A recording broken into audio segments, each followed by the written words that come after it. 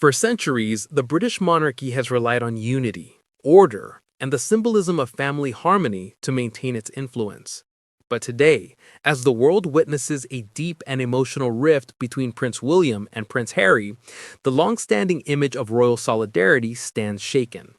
Many royal observers now believe that this feud between two brothers once inseparable may not just stain the present, but could largely shape the future of the monarchy itself. Prince William is not just the Prince of Wales. He is the future king of the United Kingdom, carrying the responsibility of leading an institution that depends on public trust.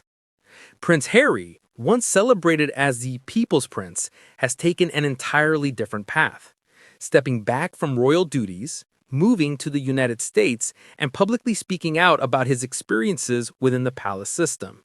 What once appeared to be a simple disagreement between siblings has grown into a global saga, revealing deeper cracks within the royal foundation. The question now is no longer just about brotherly reconciliation. It is about the future direction of the British monarchy and whether it can withstand this unprecedented division within its own family.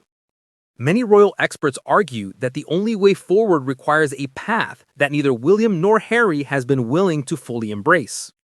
This is the story of how two brothers' fractured bond became a defining point in modern royal history, and why there may be only one solution left.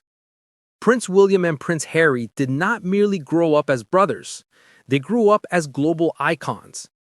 After the tragic loss of Princess Diana in 1997, the world watched them navigate grief under the harsh spotlight of public attention. Their bond became a symbol of strength, two young princes leaning on each other in the face of overwhelming pain. They were often described as inseparable, best friends, and each other's support system. For years, they represented a modern, relatable face of the monarchy. Young people worldwide saw them not just as royals, but as two brothers who truly cared for each other. Their mother, Diana, had always encouraged their unity. She famously told friends that she wanted them to remain close so that when William became king, Harry would stand by his side, not in his shadow, but as a devoted brother helping him thrive. But time, marriage, responsibilities, and different personalities gradually pulled them onto separate paths. The once close bonds became strained, then tense, then hostile. Royal insiders point to several key moments where the relationship started to deteriorate. William reportedly expressed concerns about the speed of Harry's relationship with Meghan Markle. While intended as brotherly advice, it reportedly struck Harry as judgmental and dismissive. William was destined to be king. Harry was the spare. This traditional royal structure created different expectations, pressures, and privileges. Over time, those differences became emotional distance. William, being the heir, worked closely with palace advisors. Harry, feeling marginalized, believed that the institution favored William at his expense. Meghan brought global attention, mixed opinions, and cultural tension. Harry felt she was unfairly targeted. William reportedly believed some of Harry's reactions were emotional and impulsive. Harry's decision to publicly discuss family issues, especially in the Oprah interview and his memoir, Spare, deepened the rift. William saw it as betrayal. Harry felt it was the only way to tell his story. These moments added up, small cracks that gradually became a canyon. This is not just a personal issue. It is a public one with long-term consequences. Younger audiences, especially in the US, relate strongly to Harry and Meghan's narrative. In the UK, many see William as the stable, reliable future king. This split in public loyalty affects the monarchy's global influence.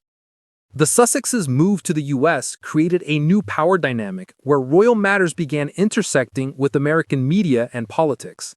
Their interviews and Netflix projects introduced debate about racism, mental health, and royal culture, issues the monarchy traditionally avoids. Every public feud weakens public trust. The monarchy relies heavily on reputation. A divided royal family sends the message that even at the highest level, unity is fragile. With King Charles's health concerns and Queen Camilla's rising responsibilities, the family needs stability. William, as the future king, must demonstrate leadership. The ongoing feud creates unnecessary distractions during a critical transitional era for the monarchy. William will inherit a monarchy facing changing public expectations, political uncertainty, reduced global influence, and generational divides. In this environment, unity is not optional, it is essential. Many historians argue that William needs Harry back in some form, even if not in an official royal role. Why? For millions, William and Harry represent the legacy of Princess Diana. Their unity once reflected hope and renewal. Their division suggests instability. With Prince Andrew removed from duties, Princess Anne aging, and King Charles reducing the number of working royals, the institution needs younger members. Harry, despite controversy, remains a major global figure with massive influence. Reconciliation would significantly uplift the monarchy's public image. Both William's and Harry's children represent the future of the monarchy. Their relationship will influence how the next generation interacts, governs, and presents unity. Harry has built an independent identity in America. Media deals, Invictus schemes, philanthropic work, mental health advocacy. While he has stepped back from royal duties, he has not stepped away from his global influence. Royal experts argue that ignoring Harry or allowing the feud to continue could create long-term damage, including a permanent division between royal family branches, a narrative where Harry's children grow up disconnected from their British heritage, increasing public sympathy for Harry over the royal institution. Harry doesn't need the monarchy anymore to define his identity, but the monarchy may still need him for its future stability. Reconciliation is not simple. Several barriers stand in the way. William reportedly feels deeply betrayed by Harry's memoir. In royal culture, private matters are sacred. Harry broke that code.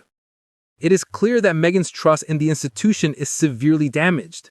Her willingness to return to royal environments remains uncertain. Courtiers and advisors often influence royal relationships. Some reportedly believe the Sussexes are too unpredictable to reintegrate.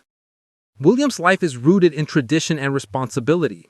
Harry's is rooted in independence and modern activism. Both lifestyles clash. Grief over their mother, pressure from the media, and personal misunderstandings accumulated over years. Healing will take time and honesty. Most royal experts agree on one point. The solution must start privately, not publicly. Not through interviews, not through statements, not through palace briefings, but through a private, honest meeting between William and Harry, without cameras, without advisors, without pressure. A sincere reconciliation requires, not for the press, not for reputation, but for each other. They may never share the same views, but they can understand each other's pain. William must accept Harry's independence. Harry must accept William's royal responsibilities. Reconciliation doesn't mean returning to the old ways. It means creating a healthier future relationship. Once leaked, trust collapses. Silence is the only path to peace.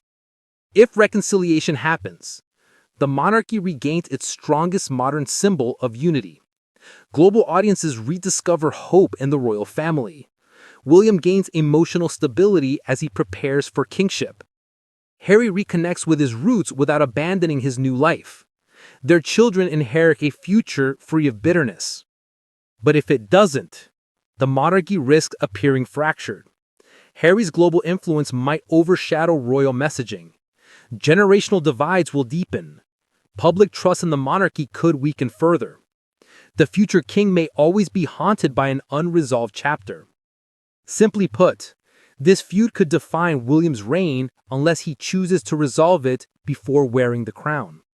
Behind the titles, duties, and controversies, the story is ultimately about two brothers who endured unimaginable trauma together.